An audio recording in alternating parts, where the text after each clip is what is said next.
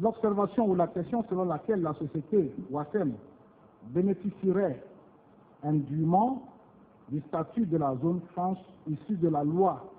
numéro 2011-018 du 24 juin 2011 portant statut de zone franche industrielle qui exclut les entreprises minières de ce nouveau statut est, de notre point de vue, pas fondée. Dès lors que la société Ouassem ne bénéficie pas de ce régime, mais de celui de la loi 1989-14 du 18 septembre 1989 précitée, en vertu d'une convention d'investissement légalement fondée sur le code minier. En conclusion donc, la société Ouassem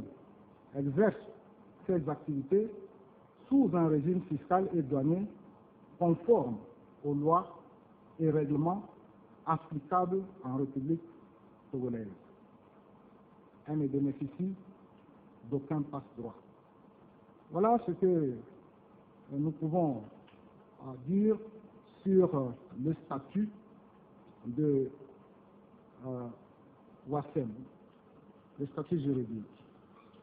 En ce qui concerne l'actionnariat, mesdames et messieurs, nous ne pouvons pas donner à l'Assemblée ici les détails de l'actionnariat de la société anonyme. J'avais eu déjà, lors d'une discussion ici à l'Assemblée, lors d'une discussion du budget, à dire que je comprenais très bien le besoin d'information de l'Assemblée nationale et que il me semble aussi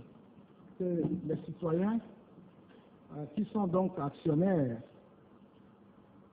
bénéficient aussi de la protection de la loi par rapport à la publication de certaines informations. Par contre, ce que je peux dire, ce que je peux donner comme information, c'est d'une façon générale la composition du capital de Ouassem. Nous avons donc la société Patel, donc qui a 40,51%, Moparti qui ont donc 23,5%, Chat qui est donc à 17,09%, l'État togolais qui est à 10%, et les privés togolais qui sont à 4,55% et